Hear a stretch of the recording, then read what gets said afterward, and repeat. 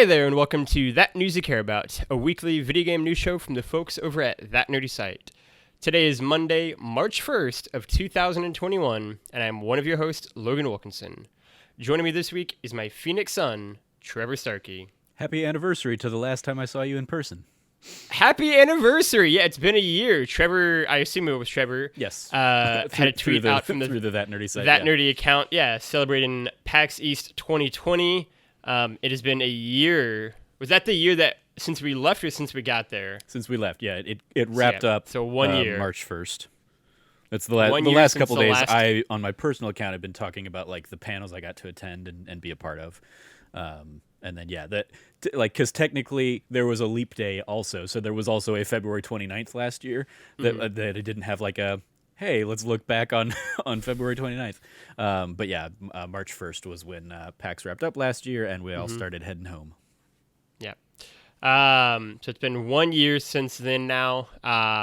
We hopefully will be able to change that and not have it be too terribly much longer.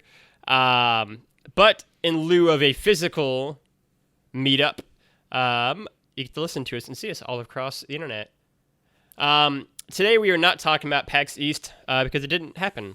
I guess I should say. But what we are going to talk about are some video games. Trevor, Pokemon, in lieu of its 25th, I believe, 25th anniversary, had a whole host of trailers and videos and news go live over the week.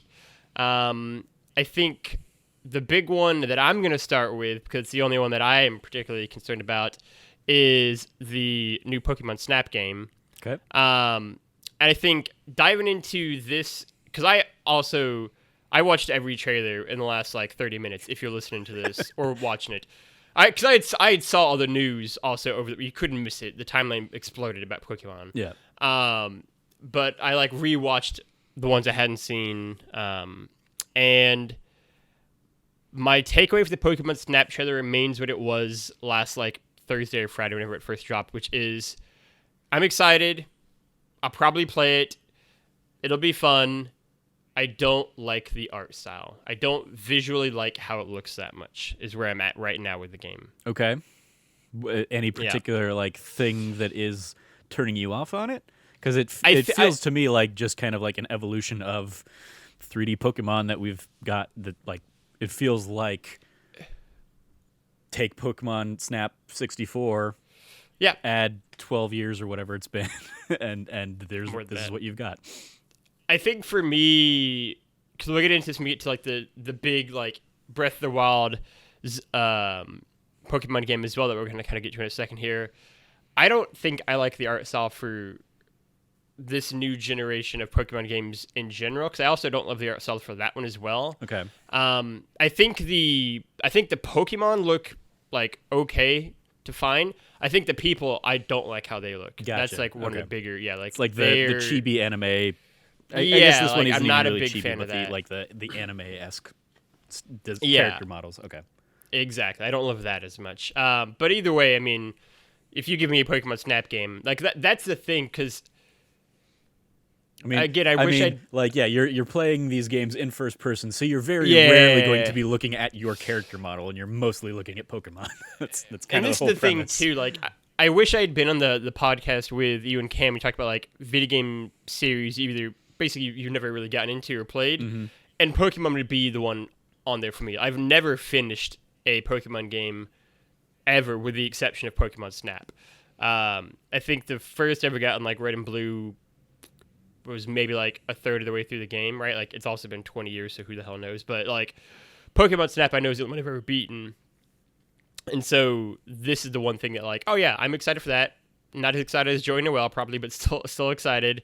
Give me some, even if it's just like a remake of it, I'd be totally down for that. And it's like we get way more than that. How many of the new Pokemon will I know? Who knows? Like none. Who knows? Yeah, that's pretty much the same boat I'm in. Is like I look at those trailers, I'm like, I recognize maybe half of these Pokemon. I could tell you the names of maybe a third.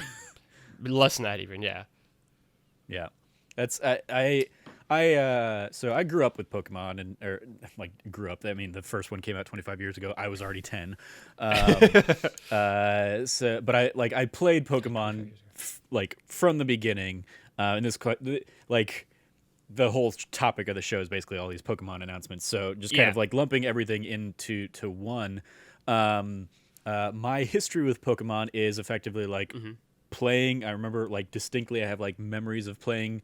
Like Red and Blue on the bus, like in middle school, and like trading with friends and stuff like that.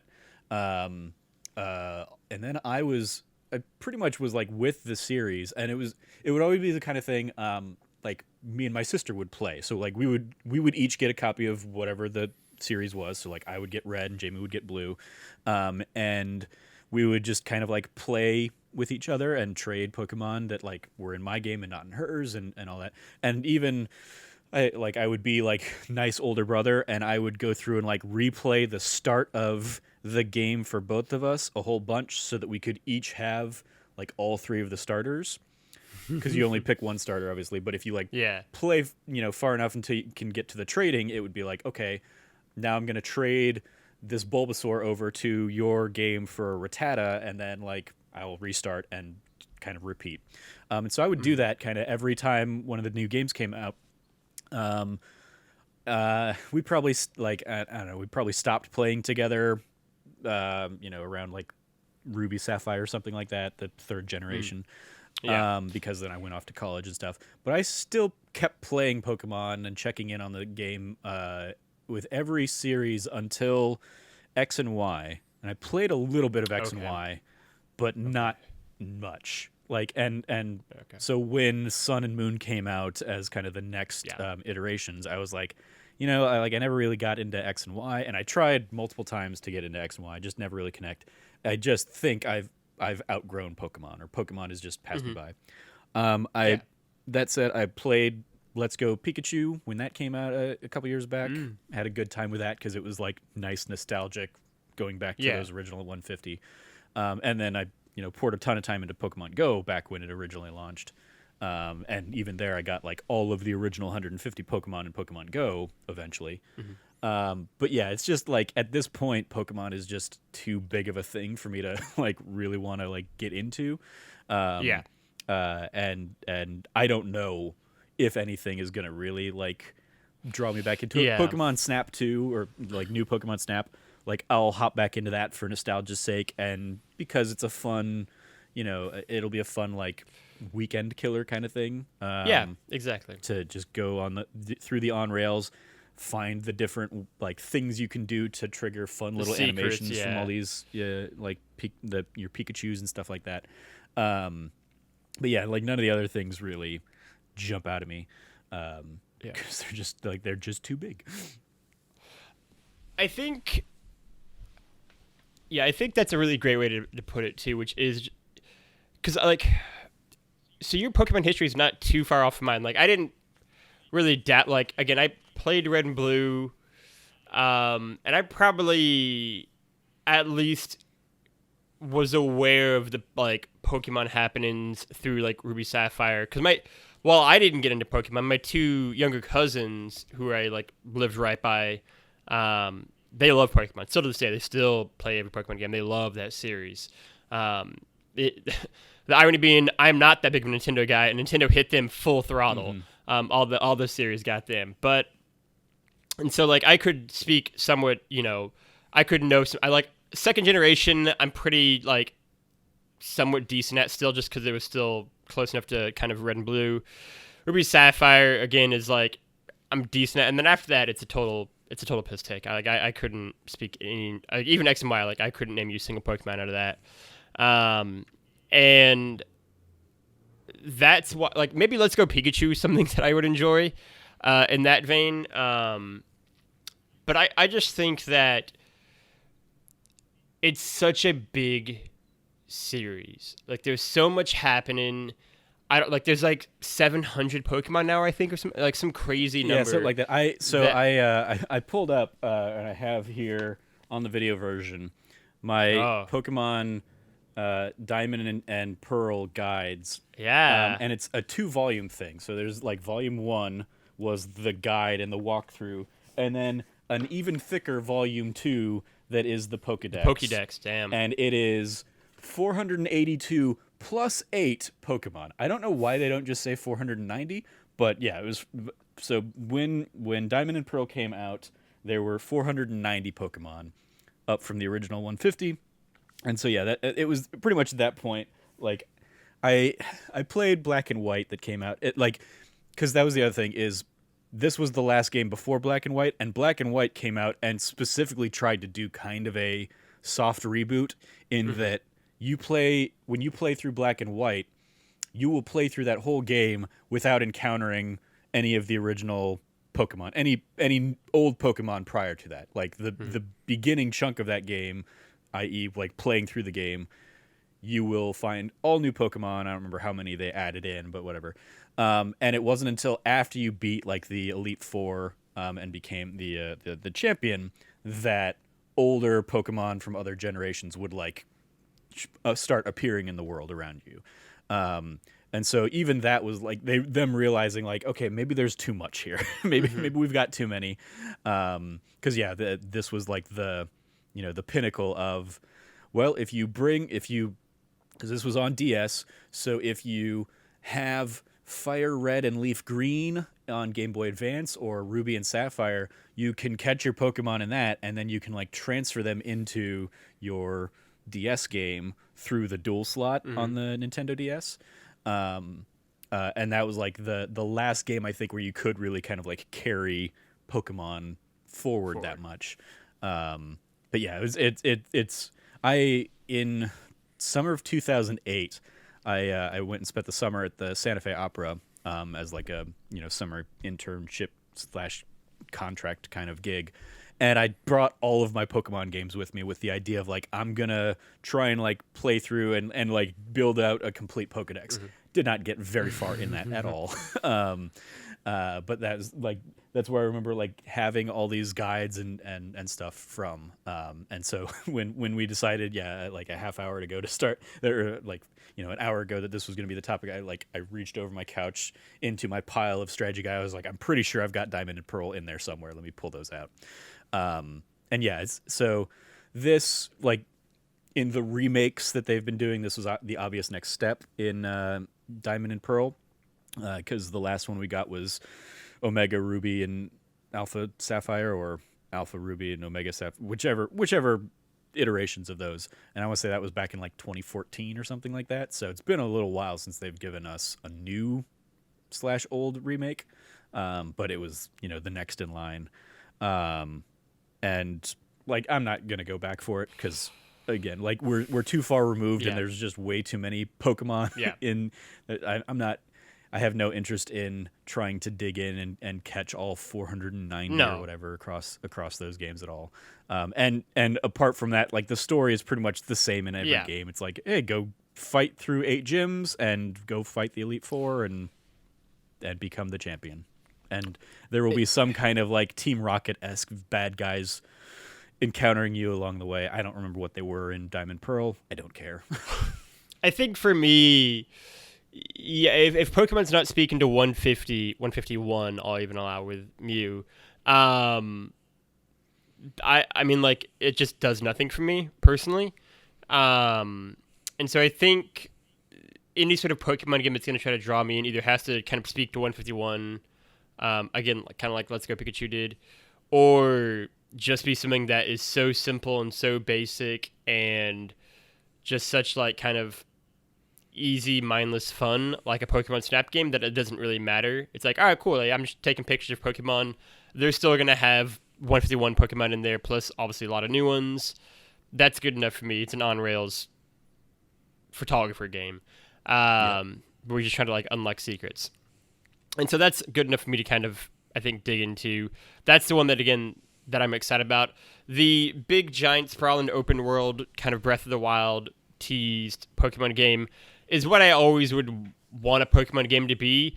But even in that execution, like, looking at it, it's like, this feels like it is a Breath of the Wild game in terms of its appearance, but not in terms of how it's gonna play. At least, I mean, like, again, it's a 2-minute trailer, but like, it still looks like you're just doing the same stuff, just they made it bigger.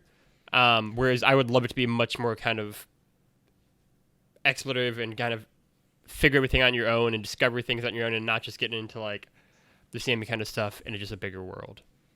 Yeah, it looks like and kind of what they are touting is it's like the wild area, like open battlefield areas of Sword and Shield that they had, but on a grander scale. And so from that trailer, it looks, and this Pokemon Legends Arceus.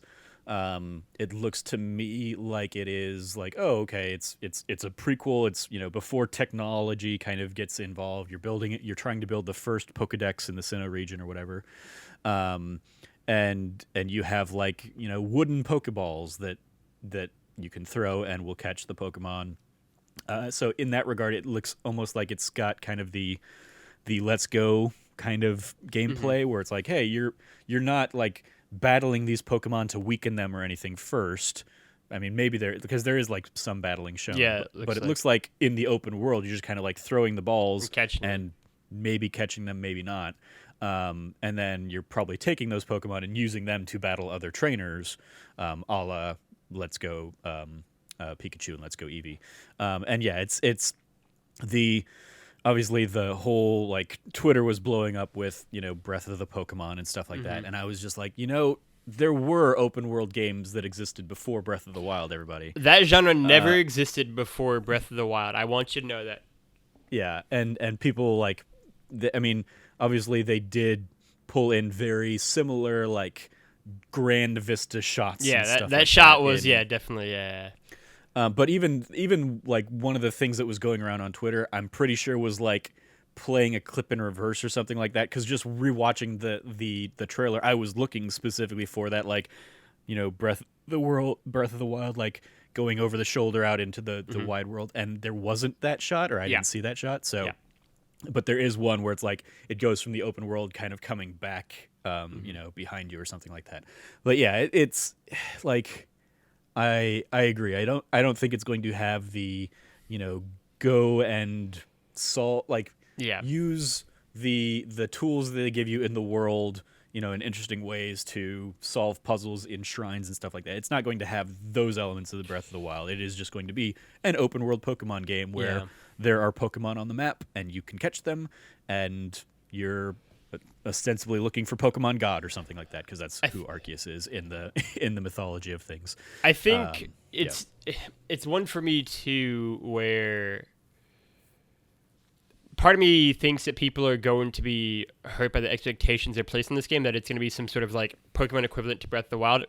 Both, me and you obviously don't think Breath of the Wild is a masterpiece that everyone else does, but even if that's the case, like I think they're going to be let down by that. But I'd also then say that like Pokemon fans in general and Nintendo fans at large are also such a weird. They don't care. Yeah, they don't care if they're let down.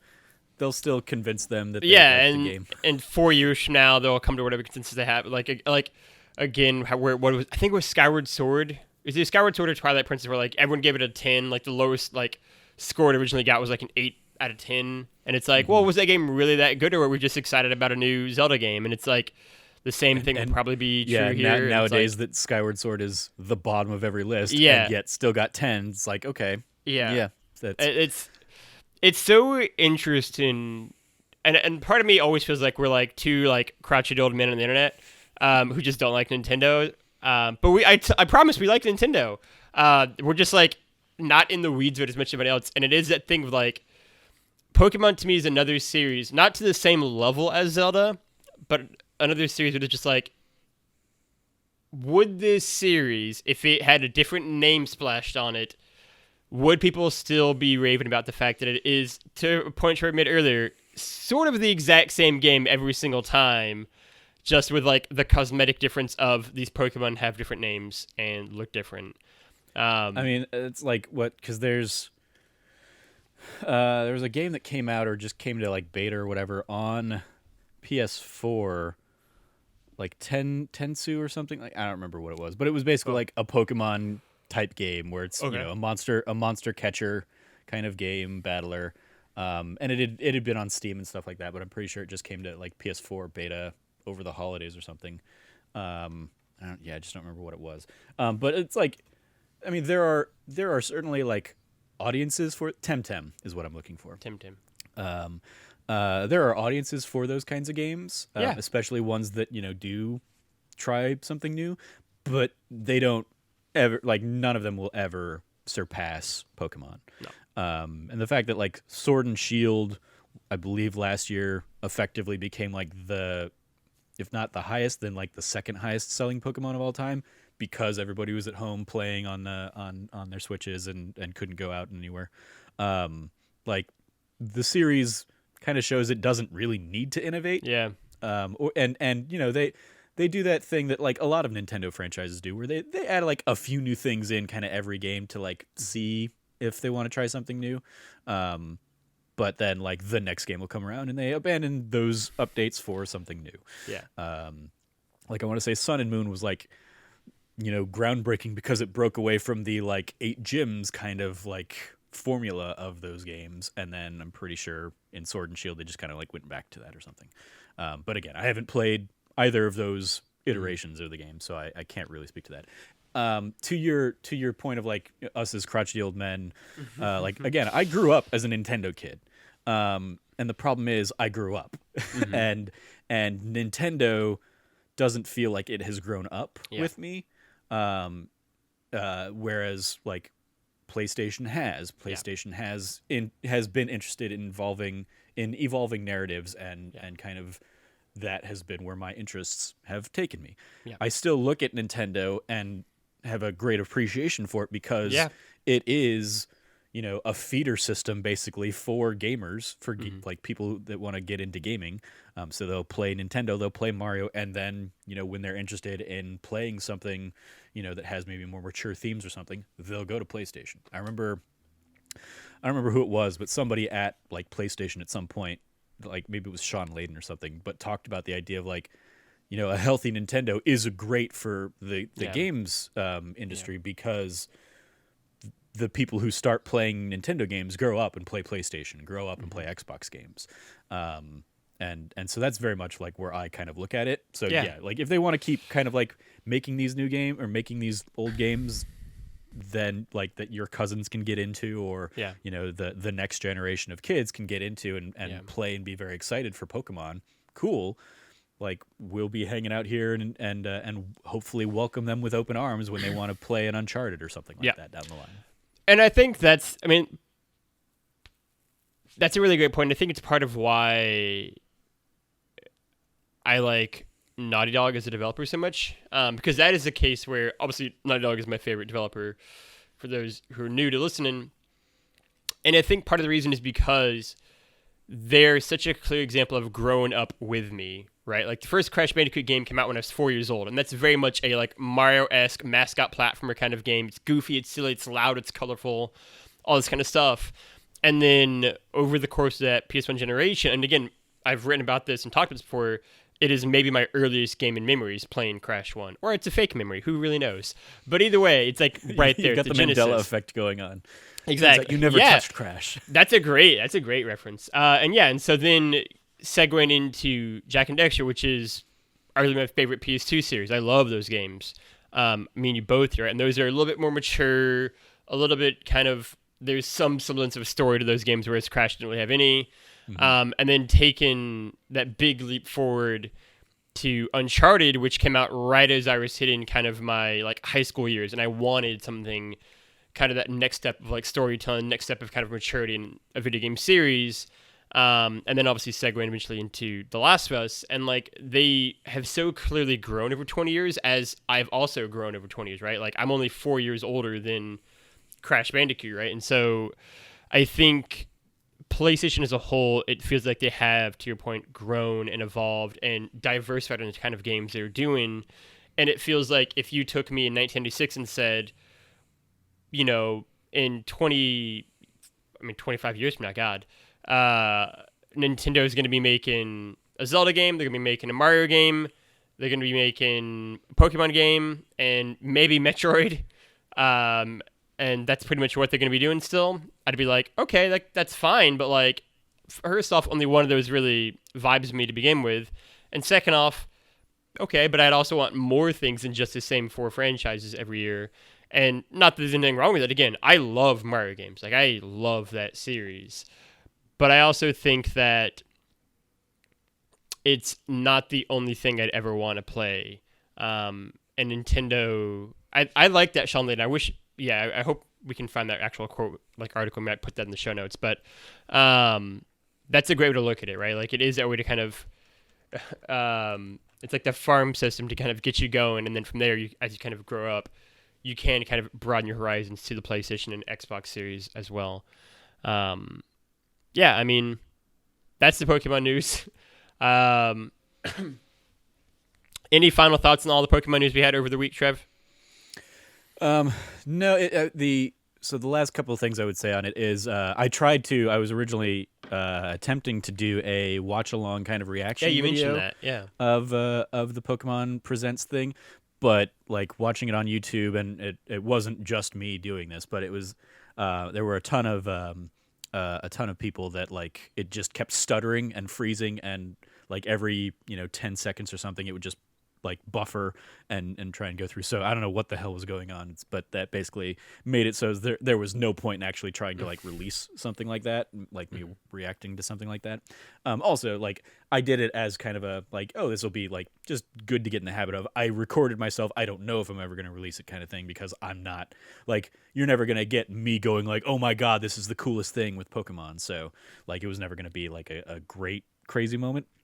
But that was one thing. And then what was the other? Oh, the other thing is the two kind of the, as a button on this conversation of, Nintendo has been doing the same thing for 25 years. The intro video for the Pokemon Presents was a cool, like, trip down memory lane, like starting with the original Pokemon and kind of going through every iteration, including all of like the crazy dumb peripherals one-off things that they've done leading up to this point.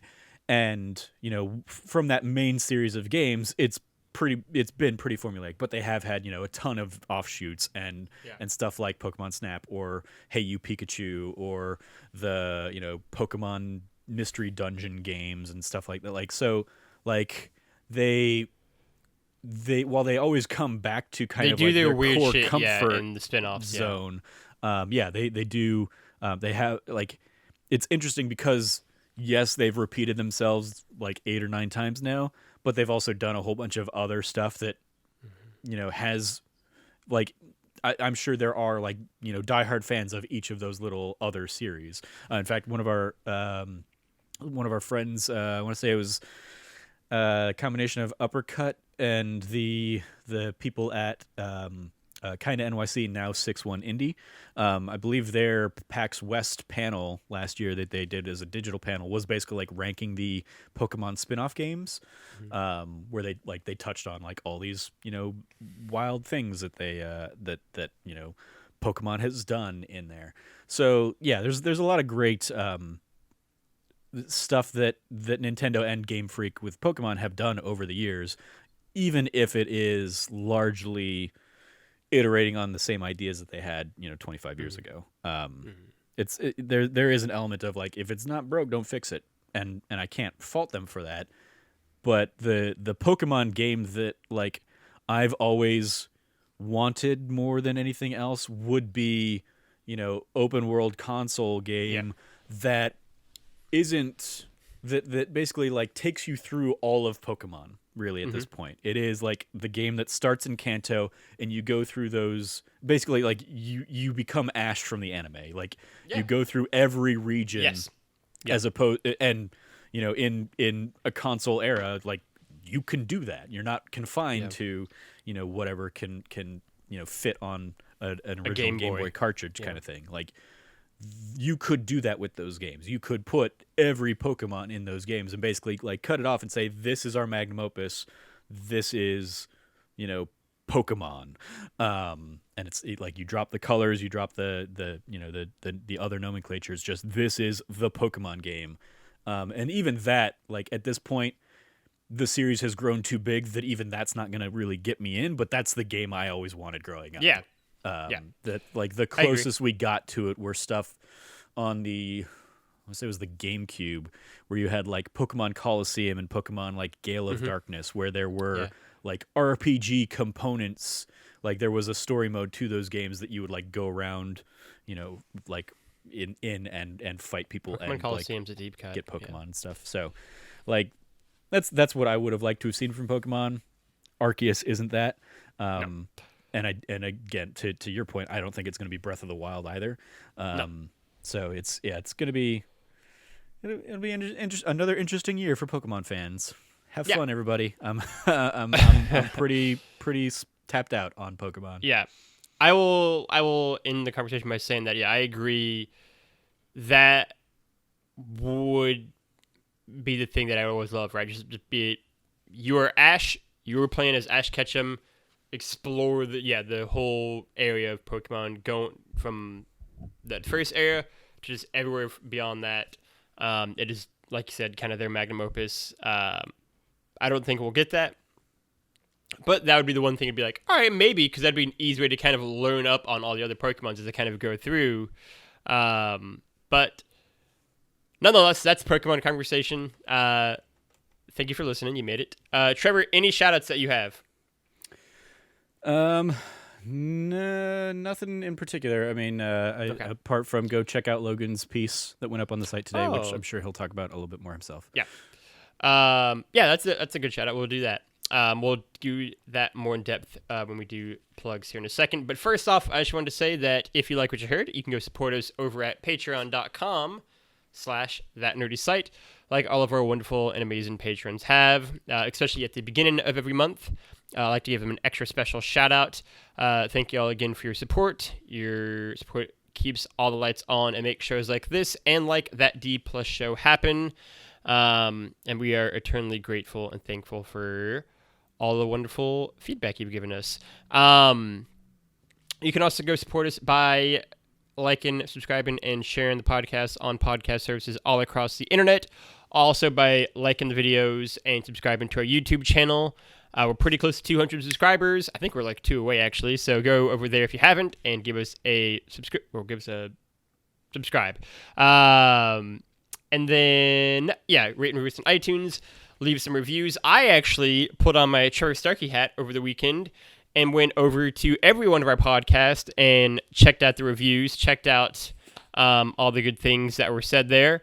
So go do that as well. It means a lot to us, helps the show in the ratings, and gets it into more eye holes and ear holes.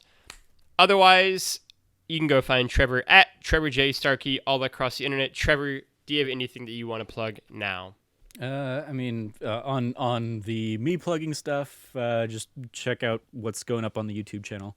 This week it should be like a Hitman Let's Play and I think that retro gaming show. Mm-hmm. Yeah, I think Super Mario Brothers will be what goes live tomorrow if you're listening to this the day it goes out. So that's very exciting.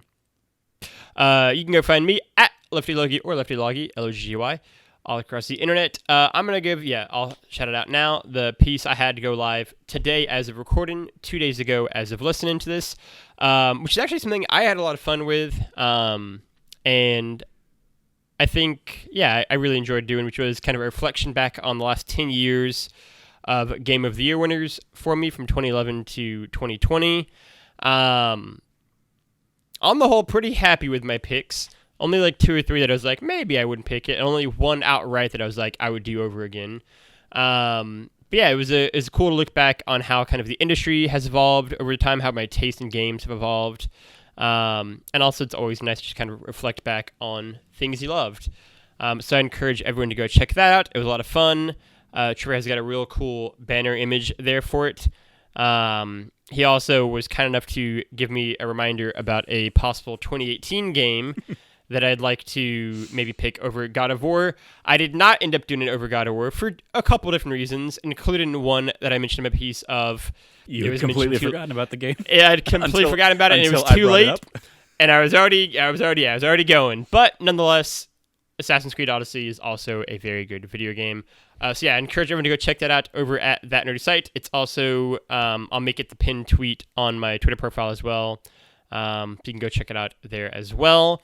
Otherwise, you can go find That Nerdy Site at That Nerdy Site all across the internet. For myself, for Trevor, and for all of the wonderful people at That Nerd site, thank you for listening.